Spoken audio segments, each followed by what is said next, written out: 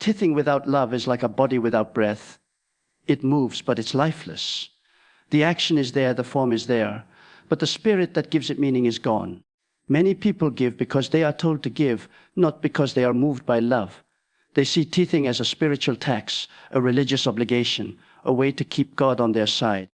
But God is not a tax collector, He is a Father. He does not look at how much you drop into the basket. He looks at how much of your heart is in that act. Love transforms giving. It changes the sound of the coin. Without love, your giving hits the ground like a dull thud. With love, it sings all the way to heaven. When we give out of love, we are saying, Father, I trust you more than my resources. I love you more than my security. That is why the widow's 2 mites outweighed the rich man's offering. Her gift was small in value but great in love. She gave all she had because her heart was full of faith. She didn't calculate. She worshipped. When you love God deeply, giving becomes a joy, not a job. You do not count your tithe as a loss, you celebrate it as a seed. You don't give to reduce your balance, you give to multiply your blessings. Love gives wings to your offering.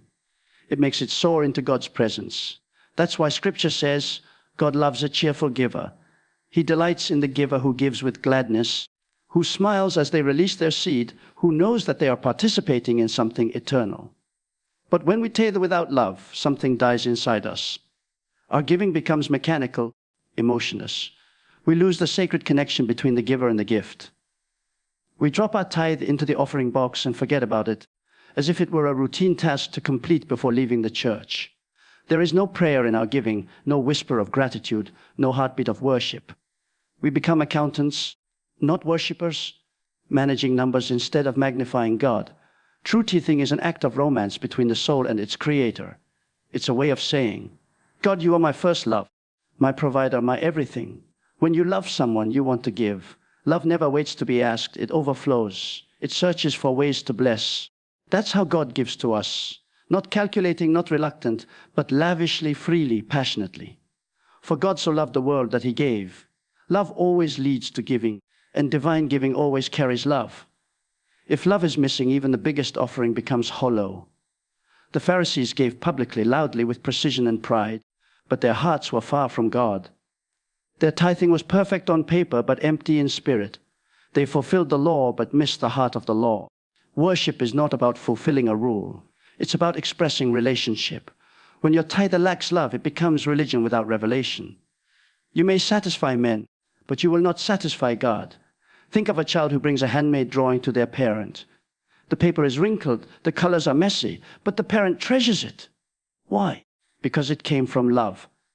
That same parent might receive a perfect painting from a stranger and feel nothing.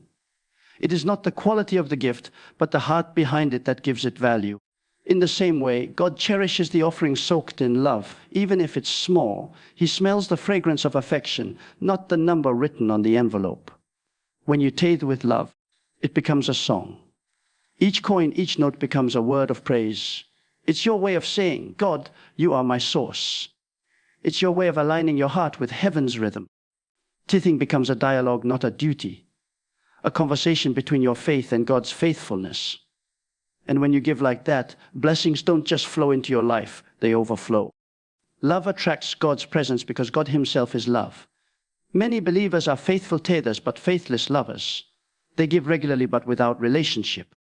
Their tithing is consistent, but their hearts are distant. They've mastered the habit but missed the heartbeat. They know the mathematics of giving, but not the melody of worship. That's why their giving feels dry, heavy, unrewarding. You cannot experience the supernatural fruit of giving if you remove love. Because love is the seed's life. Love gives value to everything. Without love, even prayer becomes noise. Without love, fasting becomes starvation. Without love, preaching becomes performance. Without love, tithing becomes accounting. It loses its divine connection. It stops being worship and becomes work. The same act that once opened heaven now opens nothing because the motive has changed. The hands move, but the heart is still. When love leads your tithe, heaven opens its windows. The blessing that follows is not only material but spiritual. Peace comes, joy comes, favor flows. God begins to trust you with more because you have shown that love rules your giving. The purpose of tithing is not to impress God but to express love. It's not about reducing our wealth but about increasing our worship. There are people who give to be seen, and there are people who give because they've seen God. The first seek attention, the second seek intimacy. One gives from pride, the other from passion. God is not counting what you give. He is measuring how you give it. When you give with love, even the smallest act becomes eternal. Heaven remembers it. Angels record it. Grace multiplies it. The early believers in the book of Acts sold everything they had and shared it with joy. They didn't do it because someone commanded them. They did it because love compelled them. Love made them fearless in generosity. They understood that what they gave was never lost. It was planted.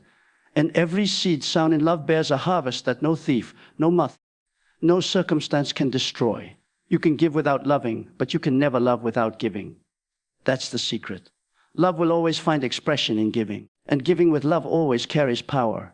It shakes the heavens, moves the hand of God, and releases miracles.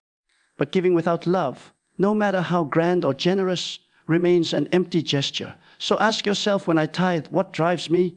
Fear of punishment or joy of partnership?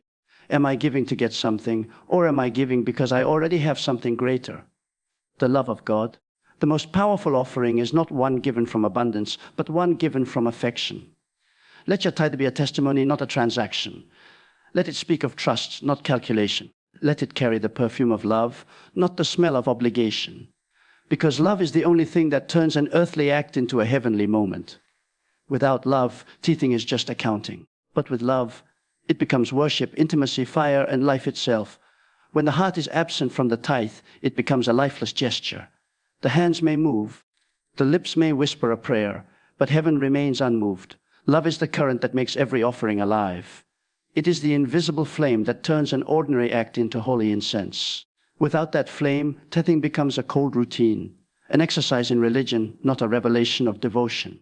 The difference between worship and accounting is not in what is given, but in why it is given. The numbers may be the same, but the fragrance is not. Love is the language God understands. When your tithe is spoken in love, it communicates trust, surrender, and gratitude. It says, Lord, I know you are my provider, and I give because I love you. That language echoes in eternity. But when your tithe is spoken in obligation, it says, here, I'm doing my part. That sound dies before it ever reaches heaven. God does not need your money. He desires your affection. He wants your giving to mirror his giving.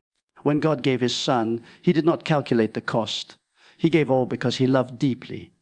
The human heart often wants to measure, compare, and control. But love does not measure. Love overflows. A heart filled with love for God cannot be stingy. It gives freely because it knows that nothing is ever lost in the hands of the Lord. When you give with love, your tithe becomes a bridge between your heart and heaven. It's not a number deducted from your income, but a declaration that you live by divine provision. Love opens the door to abundance, not because God owes you something, but because love aligns you with his nature. And his nature is generosity. Some people give as if they are paying rent for their blessings, afraid that if they don't tithe, something bad might happen. That is fear, not faith. And fear is the enemy of love. When you give out of fear, your tithe becomes a chain, not a seed. It binds your heart with anxiety instead of freeing it with joy. But when you give out of love, your tithe becomes worship in motion, an act that sets your spirit dancing before God. Love liberates giving. It turns fear into faith and calculation into celebration. The most powerful offerings are often the quiet ones, the ones given in secret with tears of gratitude, with trembling hands and burning hearts. God sees those moments. He feels the pulse of love in them. He recognizes when the gift comes from a place of faith rather than a place of formality. In heaven's economy, love multiplies everything it touches. That's why the same tithe that feels like an obligation to one person becomes an open door to another. The act may be identical, but the motive changes everything. Love is the soul of worship. It makes your giving breathe. When you tithe with love, you're not giving to a church or a system. You're giving to God himself. Your heart reaches his throne long before your money reaches the altar. It's love that sanctifies the gift. That's why Jesus said, if you are bringing your offering to the altar and remember that your brother has something against you, leave your gift and reconcile first. He was teaching that love must always come before offering. The altar rejects what love does not authorize. Tithing without love also dulls the spirit. It turns worshippers into managers. You start thinking about percentages instead of presence deductions instead of devotion. You look at giving as an equation instead of an encounter. But the kingdom of God does not operate by earthly calculations. In the realm of love, 2 mites can outweigh millions. Love gives weight to the gift. Without it, your tithe becomes a shadow. It looks right but lacks light. Imagine giving a beautiful bouquet of flowers to someone you love. The beauty is not in the flowers themselves, but in the intention behind them. Now imagine giving the same flowers to fulfill an obligation, without affection. The gesture loses its warmth, its fragrance, its meaning. The same is true with tithing. When love leaves, life leaves. The gesture remains, but the glory disappears. God is not looking for offerings that look impressive. He's looking for hearts that burn with affection. When love fills your tithe, it becomes a prophetic act. It declares that your heart belongs to God, not to money. It speaks of trust in divine provision, even when the numbers don't make sense. Love will make you give when logic tells you not to. Love makes you sow in famine, because love believes in the unseen harvest. When you give in love, your tithe becomes a weapon. It breaks the grip of greed, it silences fear, and it dethrones self. You can't serve both God and money, but you can use money to serve God only when love leads the way. Love gives tithing its eternal value. Money can only go so far, but love takes it beyond time and space. When a tithe is given with love, it becomes a testimony in heaven. Angels record it, not because of its amount, but because of its aroma. It rises before God like incense. That's why in the early church, believers gave with such joy. They didn't see giving as losing, they saw it as loving. They gave not to meet a demand, but to express devotion. Their giving was their worship, and their love made it powerful. You see, the real miracle of tithing is not in the money multiplied, but in the heart transformed. When you give with love, something shifts inside you. Greed loses its grip, pride bows, and gratitude grows. You begin to live with open hands, receiving and releasing freely. That is the rhythm of grace. The tithe is not meant to reduce you, but to release you. It is a reminder that everything you have is a gift, and that love is the right response to that gift. When you give without love, you may still receive something back, but it won't satisfy. The joy will be missing because love is the only thing that fills the heart. Money can return, blessings can flow, but without love the soul remains empty. The Pharisees gave plenty, but they had no joy. The widow gave little, but she walked away rich in spirit. Love determines who walks in blessing, not the size of the offering. Love teaches us that tithing is not about meeting a quota, but about maintaining communion. Every time you give, you are saying, Lord, I remember you, I honor you, I depend on you. It is love that makes giving sacred. When you tithe in love, you are not trying to buy favor, you are expressing it. You're not trying to earn grace, you're celebrating it. That is why true tithing feels like worship, because it is worship. And when you give like that, heaven takes notice. God blesses not because he has to, but because love draws him near. Love always attracts the presence of God. When you tithe with love, you are no longer an accountant keeping records. You become a worshiper keeping covenant. The numbers fade, but the fragrance remains. And in that fragrance, God finds joy, and the angels rejoice, and your spirit becomes one with the rhythm of divine generosity. When love fuels giving, the heart becomes light and joyful. The act of tithing is no longer about what leaves your hand, but about what fills your soul. You begin to realize that every act of giving is an opportunity to reflect God's nature. And he gives endlessly, without hesitation, without fear of lack. When love reigns in your teeth, you become a reflection of his heart, generous, joyful, unbound by worry. That's when giving becomes freedom, not loss. The one who gives in love does not count what is gone, but celebrates what remains, faith, peace, and divine connection. When you give with love, you enter into a rhythm of heaven where multiplication begins with surrender. The more you give, the more room you make for God to fill. Love creates that space. It turns your tithe into a living conversation between the giver and the giver of all things. But the tragedy of loveless tithing is that it blinds the giver. You may think you are fulfilling a spiritual law, yet your spirit remains unmoved. The mind keeps score while the heart stays silent. You begin to serve from habit, not hunger, from memory, not meaning. And when giving becomes that dry, the altar becomes cold. Worship turns into routine, and the joy that once burned bright begins to fade. Love is what reignites that flame. It makes every offering sacred again. It turns your tithe from a symbol of duty into a song of devotion. Even the smallest act, when done with love, carries the weight of eternity. A coin given with love echoes louder in heaven than a fortune given in pride. That is the mystery of God's heart. He measures not the scale of your gift, but the sincerity of your affection. When you give in love, you no longer see it as losing a portion of your wealth. You see it as planting a piece of your heart in the soil of heaven. Every seed sown in love is remembered by God. It grows in unseen ways, in protection, in peace, in provision. Love keeps the seed alive. Without love, it stays buried, lifeless, forgotten. So give with warmth, not with calculation. Let your tithe be a reflection of your gratitude, not your fear. Love will always find a way to give more, serve deeper, and trust further. For love is not measured by what it holds back, but by what it releases.